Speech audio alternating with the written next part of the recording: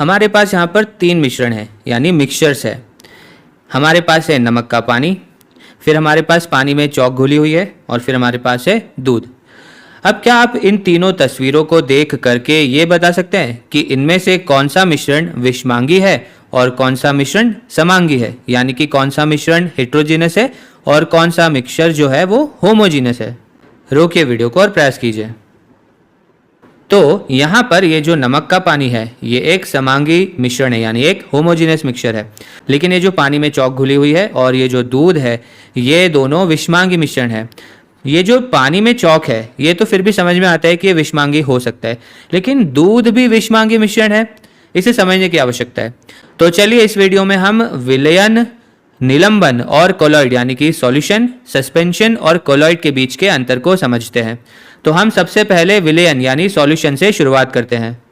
तो हमने जो तीनों चित्र देखे थे उनमें से जो नमक का पानी था ये एक विलयन का उदाहरण है। तो चलिए इसी का उपयोग करके विलयन के गुणों को समझने का प्रयास करते हैं। तो विलयन की सबसे पहली विशेषता है कि ये एक समांगी मिश्रण होता है, एक होमोजेनियस मिक्सचर होता है, जिसका अर्थ ये होता है कि इसमें जो विलय है यानी कि विलय कौन है यहाँ पर? नमक। तो ये जो नमक है ये इस पानी में, इस पूरे पिंड में समान रूप से घुला हुआ होता है, एक समान रूप से वितरित होता है। तो अब इसका वास्तव में मतलब क्या है इसे समझने का प्रयास करते हैं। तो चलिए यहाँ पर हम ये जो H2O के अणु हैं उन्हें बना देते हैं। यहाँ पर आपको जो सफ़ेद बिंदु दिख रहे हैं वे पानी के अणु हैं और जो लाल बिंदु दिख रहे हैं वे नमक के आयन या उसके कण हैं। तो हो ये रहा है कि ये जो नमक के कण हैं ये पानी के जो अणु होते हैं उनके बीच में जो जगह होती है वहाँ पर चले जाते हैं यानी कि घुल जाते हैं। तो ये मतलब होता है जब हम कहते हैं कि नमक पानी में घुल गया है।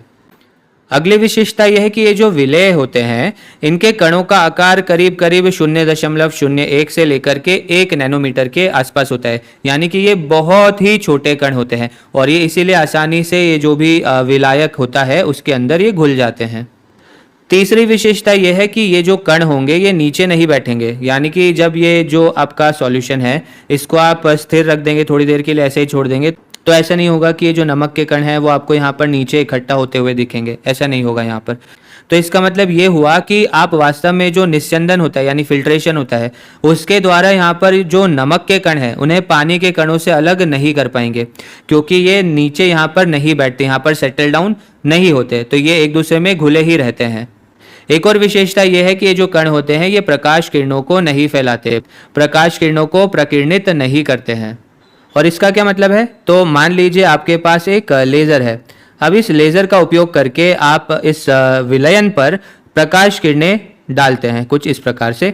तो जो प्रकाश किरणें होंगी वे जब इस विलयन से पास होंगी, इसके आर पार जाएंगी, तो वे फैलेंगी नहीं, यानी आप प्रकाश किरणों को यहाँ से अंदर जाता हुआ देखेंगे, यहाँ से बाहर निकलता हुआ देखेंगे, लेकिन इस बीच में यहाँ पर जब ये विलयन के अंदर होगा तो यहाँ पर आपको प्रकाश किरणें नहीं दिखेंगी, क्योंकि यहाँ पर प्रकाश किरणें प्रकीर्णित नहीं हो रही है।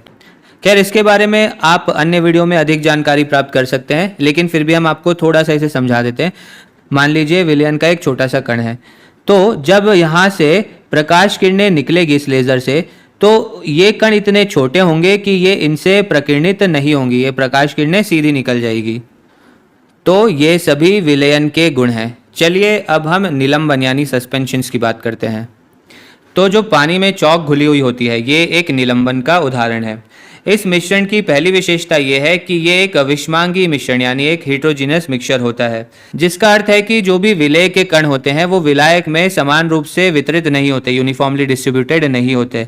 आप उन्हें आसानी से देख भी सकते हैं। और जब हम इस निलंबन को थोड़ी देर इस प्रकार से छोड़ देंगे तो आप देखेंगे कि यहाँ पर जो कण है वे नीचे बैठ जाएंगे, नीचे सेटल हो जाएंगे। इनका दूसरा गुण यह है कि इनके जो कणों का आकार होता है वो करीब करीब 1000 नैनोमीटर से अधिक होता है।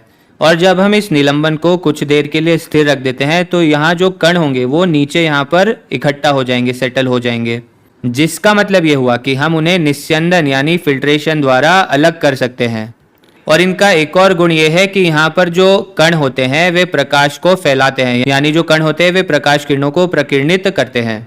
तो इसका मतलब ये हुआ कि मान लीजिए यहाँ पर एक कण है, तो जब प्रकाश किरणें इस कण के पास आएंगी तो वे इस कण से टकरा करके इस प्रकार से प्रकीर्णित हो जाएंगी, स्कैटर हो जाएंगी, बिखर जाएंगी। तो जो प्रकाश किरणें हैं वे सभी दिशाओं में इस तरह से प्रकीर्णित हो गई है। इसका मतलब यह है कि हो सकता है कि इनमें से कुछ किरणें आपकी आंखों तक आ रही हो, तो आप ये जो कण है इसे आप देख पाएंगे। तो निलंबन में आप जो कण होंगे उन्हें देख पाएंगे, क्योंकि यहाँ पर ये प्रकाश किरणों को प्रकीर्णित कर देते हैं। चलिए इसे यहाँ पर बनाते हैं। तो मान लीजिए ये हमारी लेज़र है। अब जब आप यहाँ से देखेंगे कि जो प्रकाश किरण है वो बाहर निकल रही है, तो आपको यहाँ पर उसका पथ दिखेगा, आपको बाहर निकलते हुए भी उसका पथ दिखेगा। साथ ही आपको ये जो निलंबन है इसके अंदर भी वो जो प्रकाश किरण है उसका पथ नजर आएगा। आपको ध्यान होगा जो विलयन होते हैं उनमें ये पथ नजर नहीं आता, लेकिन निलंबन में ये पथ आपको नजर आएगा। चलिए अब कोलॉइड की बात करते हैं। तो कोलॉइड का उदाहरण है दूध। कोलॉइड का सबसे पहला जो गुण है वो ये है कि ये विषमांगी मिश्रण होते हैं, यानी हेटेरोजेनस मिक्सचर्स होते हैं।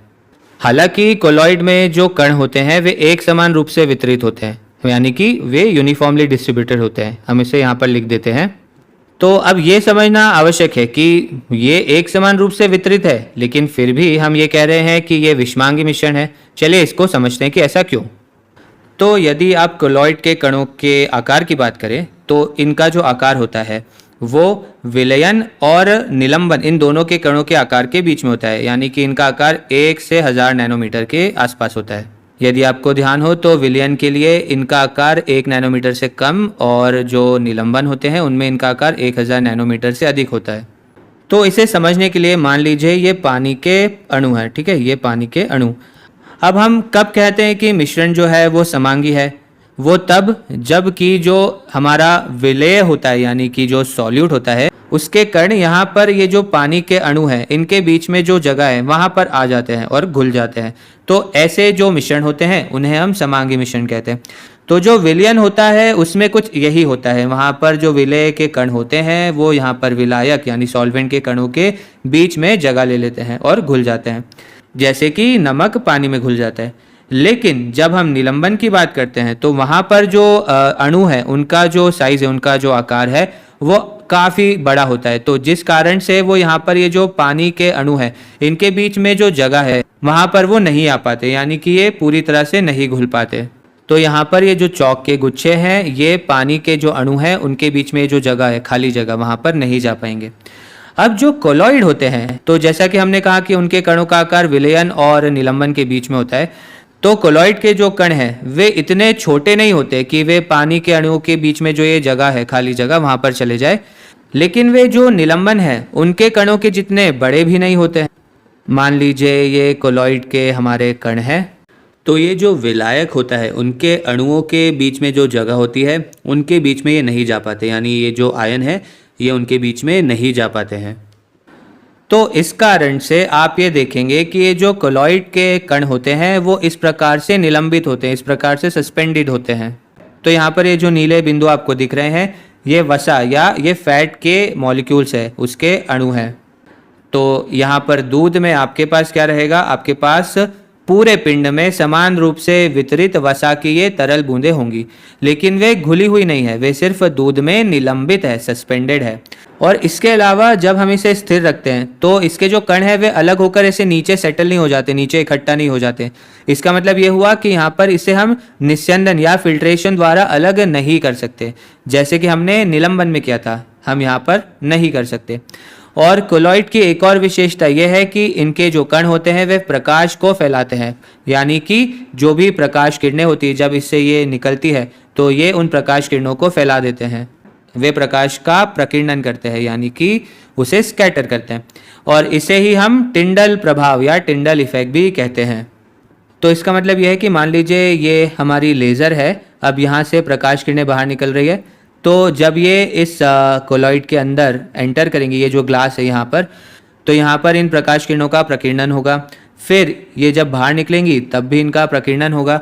और जब ये इसके बीच में है यानी कोलॉइड में है तो यहाँ पर भी आप इसके पथ को देख सकते हैं, यहाँ पर भी प्रकीर्णन हो रहा होगा, क्योंकि यहाँ पर ये जो कोलॉइड के कण होंगे वो प्रकाश को अलग अलग दिशाओं में फैला देंगे, और इसे हम टिंडल प्रभाव भी कहते हैं।